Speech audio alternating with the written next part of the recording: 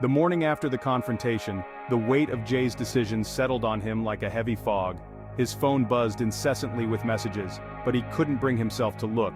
He knew that there would be no easy fixes, no quick apologies that could mend the fractures he had caused. The empty space in his apartment felt vast.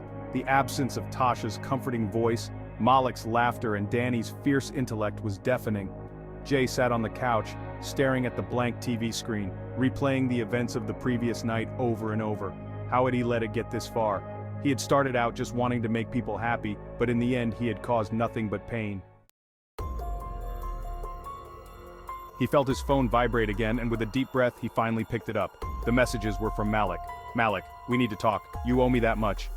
Jay wasn't sure if he was ready for that conversation, but he knew avoiding it wouldn't make things better.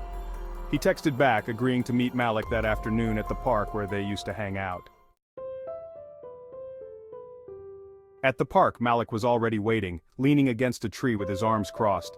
He didn't look angry, just disappointed. That hurt Jay even more. Malik had always been straightforward and passionate, two traits Jay admired deeply, and now standing in front of him, Jay felt smaller than ever. "I don't even know where to start," Jay said, trying to break the tense silence. Malik raised an eyebrow. "How about the truth? That'd be a good place to start." Jay sighed. "I didn't mean for things to get so messy. I care about you, Malik. I care about Tasha, and I care about Danny too. It wasn't supposed to be like this. Wasn't supposed to be like what? A game? Because that's what it feels like to me. A game where we didn't even know we were players." "No," Jay shook his head. "It wasn't a game. I got lost in it all. I convinced myself I could handle it, that I could be everything to everyone, but I couldn't." Malik took a deep breath, his expression softening just slightly. "I loved you, Jay. I mean, I still do. But I don't know if I can forgive this. You lied to me. You made me feel like I was the only one, but that was never true, was it?" Jay's chest tightened. Hearing Malik say the words out loud made the pain sharper. "I never wanted to hurt you. I was afraid. Afraid of losing you, and afraid of losing everyone else."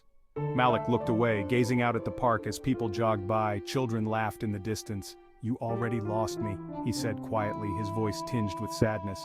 "You just didn't know it until last night." Jay felt the weight of those words sink deep into him. "I know," he whispered, "and I'm sorry." Malik turned back to him.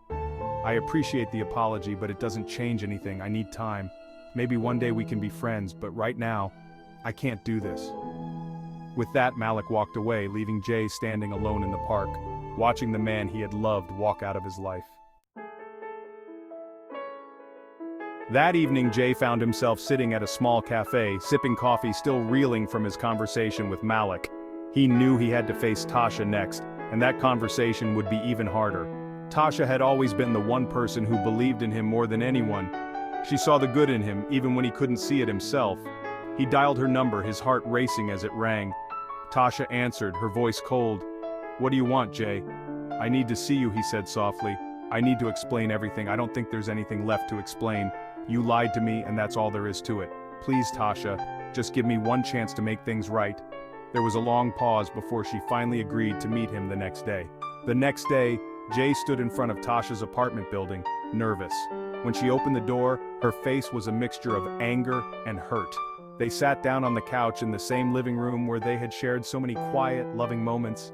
"I don't even know who you are anymore," Tasha began, her voice trembling. "I thought we had something real, Jay. I trusted you. I loved you. And all this time, you were with other people." Jay hung his head. "I know, and I'm so sorry. You didn't deserve that." "No, I didn't," she said firmly. "But why, Jay? Why did you do it? Why couldn't you just choose one person?" "I thought I could handle it," Jay admitted, his voice barely a whisper. "I thought I could love you and Malik and Danny without hurting anyone. I don't know, I was wrong. I wanted to be everything to everyone, and I ended up being nothing to any of you." Tasha wiped a tear from her cheek, shaking her head. "You hurt me, Jay. And I don't know if I can forgive you for that." Jay nodded. "I don't expect you to. I just wanted you to know how sorry I am. I know I can't fix what I broke, but I'll live with that."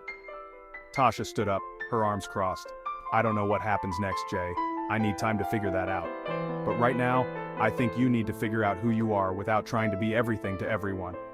Jay nodded again, understanding that this was goodbye, at least for now. As he left Tasha's apartment, the weight of his actions fully settled on him. He had lost not just his lovers, but also parts of himself in the process. In the weeks that followed, Jay started to rebuild, piece by piece. He cut ties with Danny, recognizing that he needed to face his mistakes head-on. Alone, he confronted the parts of himself that had led him down this path: the fear of commitment, the need for validation, and the false belief that love could be divided without consequence. As time passed, he learned that love wasn't about juggling multiple lives.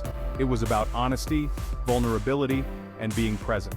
He had loved all three of them, but in his attempts to hold on to them all, he had ended up losing the most important thing: their trust. Jay wasn't sure if Tasha, Malik, or Danny would ever forgive him. But for the first time in a long while, he realized that the person he needed to forgive most was himself.